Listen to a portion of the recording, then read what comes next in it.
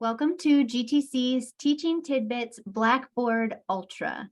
In this limited series, each episode, we will explore a technique, tip, practice, or idea to expand your knowledge of and comfort with using Blackboard Ultra. Joining us again from the Curriculum and Instructional Support Center is Lee McMinn. Welcome back, Lee.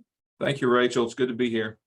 So glad that you're willing to be here for this episode. Since the last episode that we recorded for this series, Blackboard has made some significant updates to Ultra.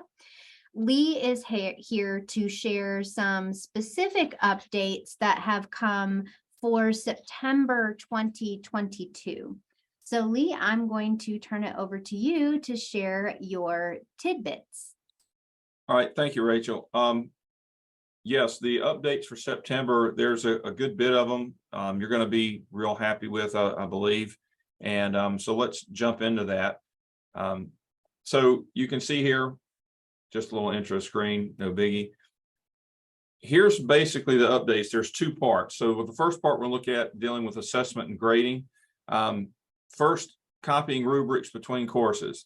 I've already had several emails and phone calls from different instructors already, since we've only been in the semester about 2 weeks, and wanting to know how can we copy rubrics. Well, there hasn't been a way to do that, but there is now with this September update. You will go through the process very similar, and we'll touch on that in just a minute. I've got some screenshots for each one of these. The other thing is question banks sorting controls. That's going to be kind of obvious, but at least you'll be able to sort through your question banks if you're looking for particular questions. Or particular question banks. The discussions, again, this is another thing that instructors have been really begging for, and that's the ability to be able to reply to a discussion while you're grading it. We've been able to do that in original. We haven't been able to do that in Ultra until this update has come through. Another one, kind of a small thing, but you can, when you create a manual column or manually graded item in your grade center, you had to set the points, and then you couldn't set if you wanted it to show as percentages or not. So that's changed. And then another really big thing for this is for the students, and that is timer notification. So if you turn the timer on the test, now the student has been able to hide that timer for the past month or two, but now they've added notifications. So as a student gets halfway through or most of the way through a test, they'll get a little notification that pops up reminding them that, hey, you've only got so many more minutes left. And we'll look at some details on that. So let's look at the first one, and that's the copying a rubric. It goes through the similar process if you were copying a course. Again, at the top of the content area on the far right, you're going to click on the 3 horizontal dots, choose copy content, and this is generally the first screen that you see, or actually the first screen you see is a list of all the courses. I strongly suggest you use a little search bar at the top to get down and find the course that you want to copy. If you're like me, I've got like 20 or 30 courses in there, and sorting through those is a little tough, so do a little search. Then when you click the arrow to go into the course, you'll see one of the main folders that you can now copy are rubrics.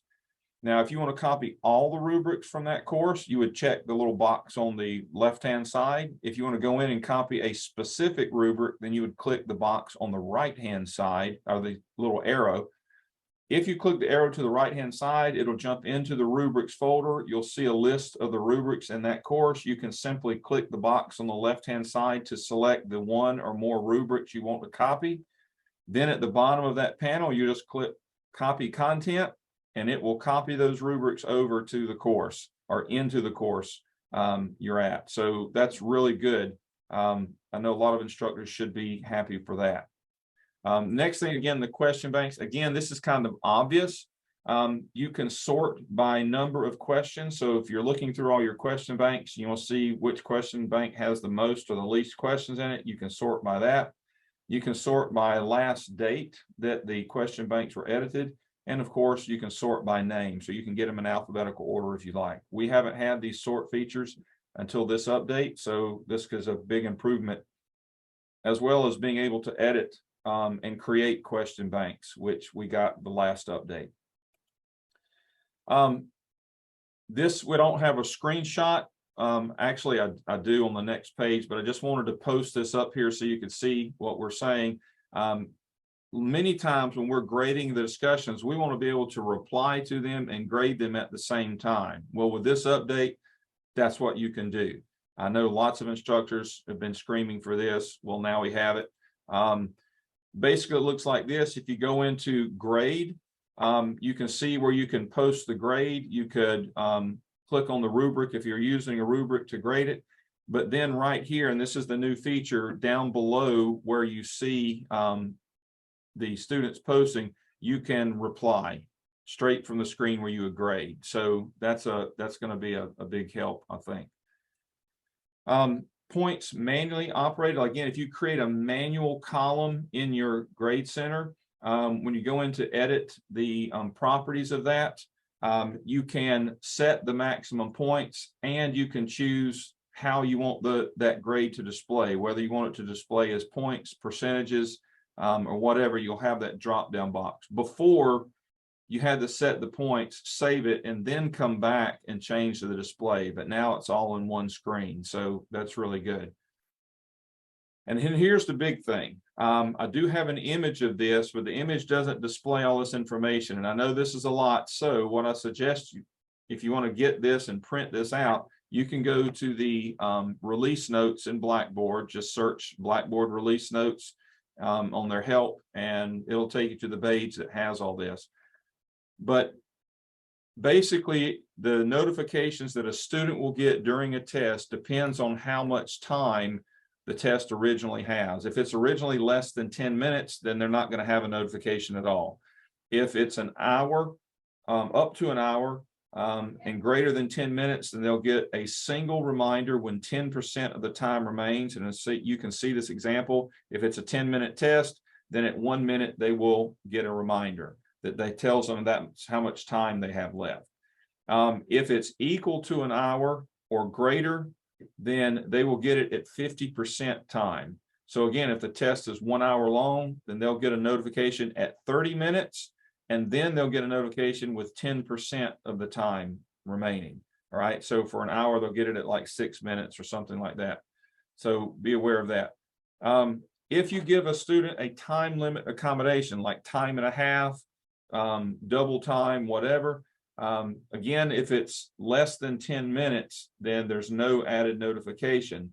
Otherwise, it's 10% of the remaining time of that extension.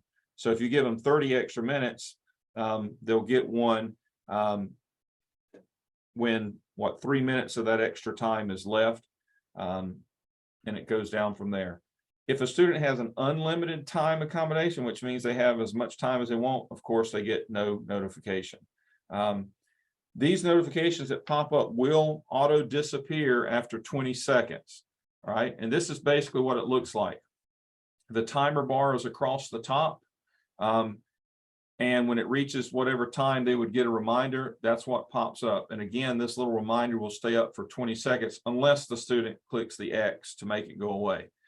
Again, they can hide the timer by clicking this little eyeball symbol with a slash through it that hides the timer, but it doesn't turn it off.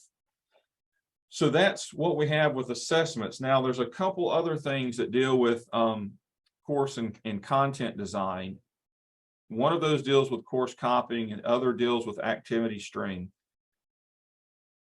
Used to be when you copied a course, all right, and you could check the box beside that course and you could copy the entire course into itself.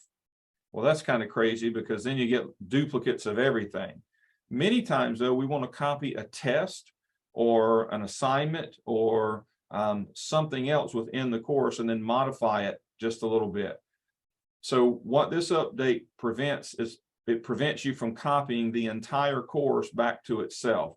And you'll see when you go in to do a course copy, if you search for the course that you're in, you will get a gray box beside that check box that lets you select the entire course. You won't be able to do that. You can go into the course by clicking on the arrow to go in and copy just a test or copy just a test bank or just a rubric, whatever. So be aware that's what that does. And then last of the big updates with this has to do with the activity stream. This is not a really big change, and you may not even know that this happened, but originally when a student would go to the activity stream, it would show the course and show something that's maybe due very soon. They would put their pointer on this item and not necessarily know where it was going. What was this a link to? Was it a link to the course? Was it an actual link to the test, to the assignment? What was it a link to? Now, when they go to the activity stream and they put their pointer on that activity, you see the item that there would be taken to is underlined. So you can see from this example that the student will be going into the world geography class and they will go straight to the assignment that's in the test category when they click on this link. So that's our really big updates that are coming, or that we have in September. Hopefully this again adds a little bit more improvement to the course and what we can do, and we'll see more updates coming in the very near future. Well, thank you, Lee, so much for sharing these updates. Those are actually really exciting updates, I think, especially I'm with a lot of those instructors very excited about the ability to reply to a discussion from the grading portion. Yes. I'm very excited about that one. So these all sound like great improvements, new features, if you will, or more of what we had in original. So thank you for sharing those. And I know we'll probably do another one of these because there are some other updates possibly coming as well. Well, if you want to continue the conversation with Lee, you are welcome to reach out to him. His email is here on the screen, lee.mcminn@gvltec.edu. You are also free to send any questions or concerns that you have to Curriculum and Instructional Support, and their email is cisc@my.gvltec.edu, and a member of the department will connect with you about those questions and concerns. Well, that's our teaching tidbit for this episode of Blackboard Ultra, and we'll see you next time.